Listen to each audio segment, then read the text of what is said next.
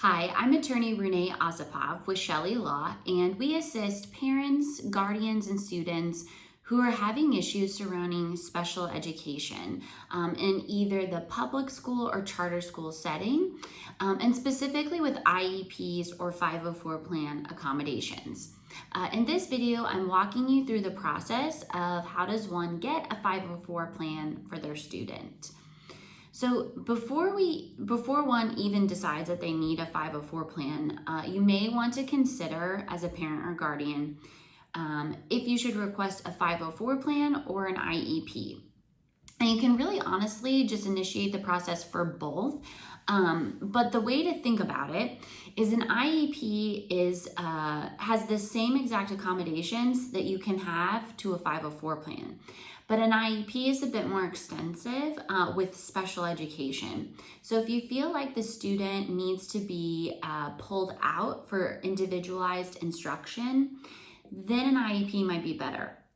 A 504 plan would be great if they needed to remain in the classroom, but just needed accommodations in that classroom. Or it might not be academic at all. It could be physical or mental, and I'll kind of get into that as well, that they just need some type of accommodation when they're in the school environment.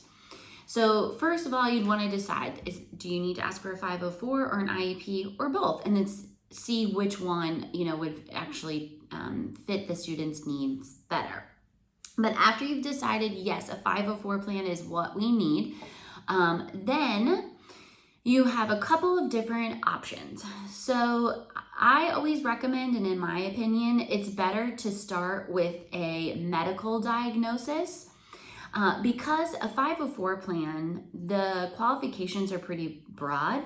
The federal law in the Individuals with Disability Act, Section 504, that's how it got its name, just states that any individual with a mental or physical impairment that substantially limits a major life activity would then qualify for a 504 plan.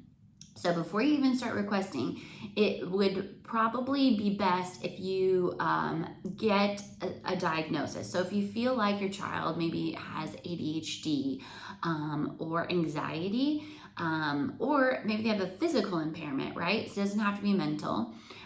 It's, in my opinion, in my experience, it's best if you start with that actual diagnosis from your healthcare provider. So this might be your primary care, right? Your pediatrician, or maybe it's from a specialized doctor or a therapist, right? So if you're seeing a psychologist and they're diagnosing the child with depression or anxiety, that's where I would start.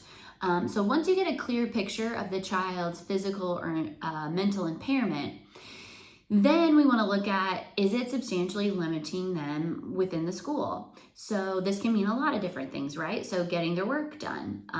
Perhaps behavior is an issue outside of the classroom, maybe during transitions between classes. Maybe cafeteria before and after school, extracurricular activities. Really, a 504 plan has a very broad range of accommodations that can be provided. So once you get the diagnosis, you feel like your child is impaired, then it's best, in my opinion, to write a formal letter to the school requesting that the child be evaluated for a 504 plan. Now, the legal requirements of a 504 plan are a little bit more relaxed of an IEP. The law just simply states that the school has to respond within a reasonable time. Reasonable is pretty broad, but if you don't hear back within a week or two, I would again reach out. And then it would be likely that they would initiate the process. So what happens? So you've decided, you've got your diagnosis, you feel like the child is substantially limited in the classroom or the school environment. You've written a letter to the school requesting that the child be evaluated. The school will then respond in a reasonable time. They'll hold a meeting and they'll look at the data provided. So this might be from your healthcare provider. This could be the grades of the general education teacher, or maybe the team feels like they need to collect more data or the student needs to be evaluated in different ways. But once they get all the data and we have the diagnosis, we have a clear picture of the student's needs, then the team would likely state that the student would then qualify for a 504 plan, and the team would assemble, and then they're going to make recommendations for accommodations and goals. And at this time, this is when the 504 plan actually would then get drafted. So they would meet, talk about the student's needs, and come in with accommodations. I personally think it's best if you come in with ideas of your own. So what does this mean? So if you know that your child has extreme anxiety around taking exams, well, we know that the accommodations really need to be provided for that. So what could this look like?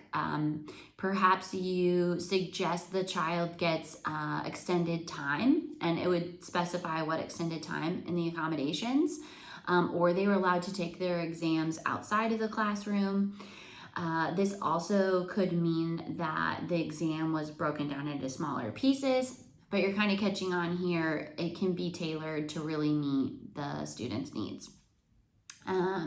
At that time, then the team would agree or disagree with the accommodations, and then the 504 plan gets written up, and then it gets implemented. And then every year, normally the 504 plan team, including yourself, you as a parent or a guardian, you are part of the team, would reassemble and sort of look at those accommodations and see if any of them need to be changed and if the student is meeting their goals. So it's pretty straightforward. That's the good thing about a 504 plan. You just show that they have a physical impairment. It's substantially limiting them. The team assembles, the accommodations are written, and then you just kind of go from there. Now, the thing to remember though, on how to get a 504 plan, I think some things that are overlooked are things outside of the general education classroom, or things having to do with behavior.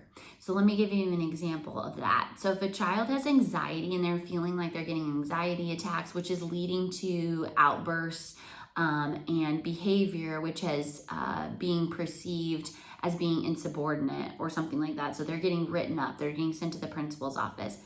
A 504 plan can provide accommodations for that. So in those cases, academics is not touched, right? They're great. They're A+ students. This is mainly just for their mental health, right? It's substantially impairing them by being in the classroom. And now they're being discriminated against because they're having a mental health issue. So what would happen there is accommodations would be written. It's typically that if the student feels the onset of maybe an anxiety attack or panic attack, what they would do is they would indicate to the teacher some way. There's normally some type of code, so that other students aren't brought into this. They don't know what's going on. The student's then able to leave and go to the nurse or to a designated person to get the help that they needed in order to self-regulate, calm down, and then come back to the classroom. A couple of things that are forgotten, I would say, with 504 plans are transitions between classes. So do they need additional time? Maybe they have a physical impairment and the 3 minutes between the bells is not enough for them. An accommodation and a 504 plan, you can get a 504 plan for that. Maybe the student's in a wheelchair and it's hard for them to get in and out of the classroom. 504 plan would provide a seating placement where they were able to enter and exit the room with ease. Lastly, the thing I think is most overlooked if a 504 plan is needed is the cafeteria. Any students who have sensory processing disorders are going to have major issues in the cafeteria. Anxiety as well. A lot of mental health impairments are actually physical too. Normally this is a high traffic area. It's loud. There's not a lot of time. So students are rushed, to get their food, to sit down, to eat. There's a lot of smells. Again, sensory processing. The smells can just be overwhelming. I see this all the time. It's loud. You're moving fast. There's tons of kids moving around. It's just overwhelming. So a 504 plan can definitely address this. You can have the student accommodations written in that they're allowed to eat in a quiet place. or they're allowed additional time in the cafeteria, but it can really help them. So how do you get a 504 plan? You start by getting a medical diagnosis and deciding if you think your child is substantially impaired within the school setting. Write an official letter to the school requesting it. They have to respond to you within a reasonable time. The team will meet, which does include parent or guardian, to evaluate the student. Once they've decided that the student does qualify, you'll meet again and they'll go ahead and draft that 504 and then it will be implemented. 504 plans are much faster process than an IEP. So again, if special education services aren't needed, maybe a 504 plan is the way to go. So if you'd like any more information or you want to contact us, you need an attorney to get involved. If the school is not responding or not providing the accommodations that you feel your child needs, please reach out. Our contact information is all in the description below.